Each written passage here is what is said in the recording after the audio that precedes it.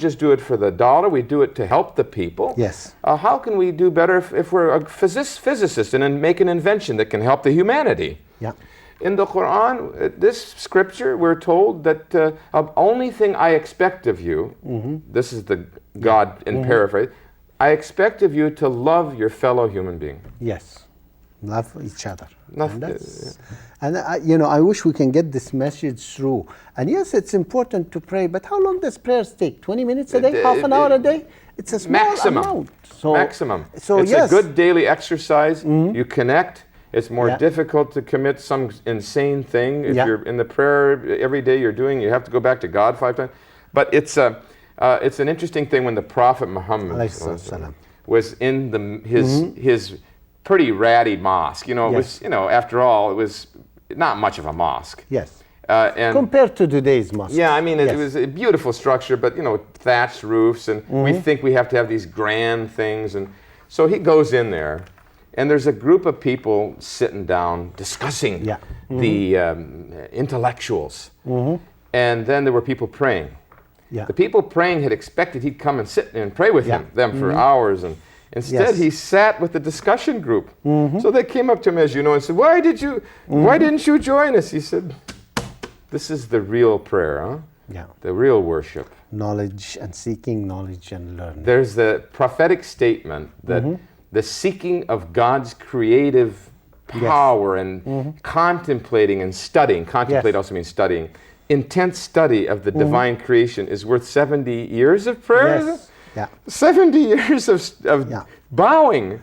And there's nothing like contemplating. Like I like to get up at night and watch the skies and watch the moon. And I wish, I could go and visit all this place and be an astronaut and visit.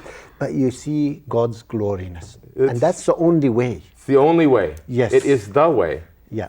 And no wonder the grand prophet Muhammad said, use honey, we'll get into that, and use herbs, and use spices, and there's a cure for every disease. And why did he, and to brush the teeth, and to pick the teeth for bits of food, and not to eat right before bedtime, and because it's hard on the heart, and to sleep on the right side because the heart's on the left side, and if you sleep on the left side it compresses it a little bit, but more on the stomach, which is deadly. And if we look at all these things that we call sunnah, following the footsteps, they're all good. And it's a way of life. Islam, and that's what I'd like people to understand. Islam is a way of life.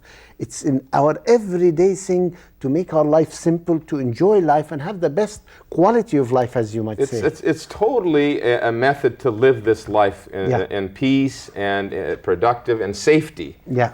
So it's a wonderful thing, and all people have to study that. All people would benefit by his way. Yes. And his way is the way of the Quran. It's unfortunately, some people has misrepresented it, and the media plays a big role too. Well, the media is only highlighting some of the bad acts that's committed by some of the Muslims, or a very few Muslims, and leave the whole thing. Yeah, if any. I mean, people are wrongly blamed for things. But sometimes Muslims, like everybody else, do commit bad acts. If anybody does, for example, a good example of this, if anybody does such a thing, there was a poor man in Canada who was an immigrant from Iraq, and he came here to get away from the tyranny there. And because of the September 11th insanity, this man got drunk and said, "You're just a Muslim," and he killed him in the pool, on the pool hall. So we don't hear about that. The people are being oppressed, and the way of Islam is to help the people who are oppressed, to bring peace to this earth. It's historically it was never the oppressor. Yes. Now the media is saying all sorts of things, but look at the history. The media doesn't read the Quran. It doesn't study the life of the Prophet. The media doesn't have any knowledge of fairness, a lot of the scholars only focus that Islam is the hereafter, and they leave the contribution to this world. So in a way, we can't blame the media all the way. They have the role, they're focusing on certain points. Right. But I honestly take the responsibility, all of us as Muslims, where we misunderstand our religion. We don't know that Islam is everything you do in every Yeah, it's true. life. No, it's very true. We have this, we talk about non-Muslims misunderstanding, but the biggest misunderstanding is 1.3 billion people have to understand what they've got. Yeah. and then share that. But what's interesting is that our media never talks really, or very rarely, about the fact that historically Islam has not been the oppressor. Never. If we And wanted the to be Crusades fair, is the best example of that.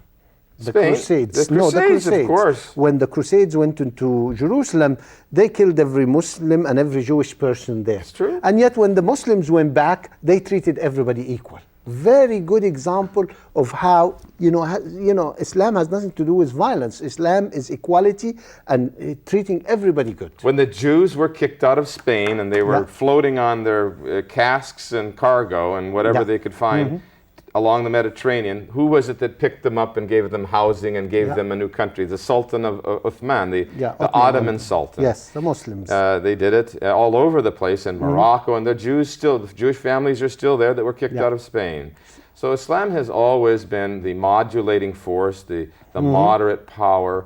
When a Christian was in chains, Christians and Muslims did engage in warfare, and other mercenary things happened. He was in chains with a few other prisoners in Ottoman Empire. Yeah. And the Ottoman Sultan, he was shivering, and he said, "What is it with you?" He said, "I'm afraid you're going to torture me." He said, "Well, you do that in your country. We don't do that here, so don't worry about it." So, I mean, torture... actually, right now, the people of Islam are being tortured. And that has to be really said. For example, in Afghanistan and Iraq and Palestine and in Somalia. Yeah, but let's not forget, and some Muslims do commit torture out of misunderstanding. We misunderstand and we misapply Islam. A Muslim could not commit torture. Should not. He could not. If he did, he couldn't be. Yeah, a Muslim. And because we are a religion. But how do as you such, bring torture, all but this? still, even so, as a system. Yeah. For example, according to the New York Times, this is not controversial, it's New York Times, okay? Yeah. New York Times said that no doubt that our people, agents from the United States, trained and were the Savak. In other words, that in Iran and Persia, that was trained here. So we exported torture from America, for instance. Yeah. And we know about Mr. Arar. So as a rule, and as a big rule, Islam has fought torture. The whole purpose of Islam is to stop the torture of the innocent. And then, of course, the Bible is the same. Yes. The purpose of the Bible is to bring peace to the people. But that's what I say. All religions are the same. They're all from the same God, from Allah subhanahu wa ta'ala. It is the one God, and the message is the same. It's the same. So it doesn't change. We as a Muslim people believe that Abraham is the patriarch, and that our brothers are the Christians and the Jews. Yes. We believe in our scripture intently. We don't regard it to be something that should be defiled. And everybody talks about the Quran, for example, being defiled by being shot at. But what about the people? Yeah.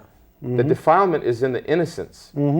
But we don't feel that this should be defiled purposely, nor do we, and at the same way, we have a sacred desire for the Bible and the Torah and the Gospel, and we have a sacred love for Mary and Jesus and Moses. And dare we ever even say even a minor negative thing about any such one for fear of being, punished.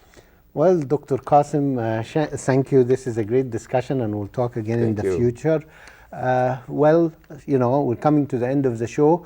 Once again, I would like you to visit our website, www.spiritofislam.com, and see how you can help us, how can you contribute.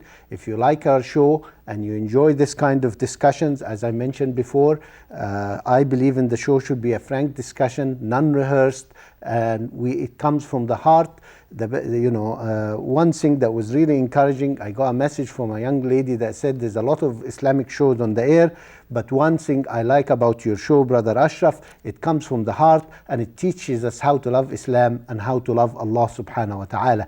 So, if you like this kind of programming, you like this kind of shows, please help us keep going, help support the show.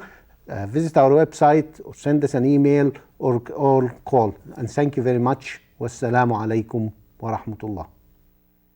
Allahu Akbar.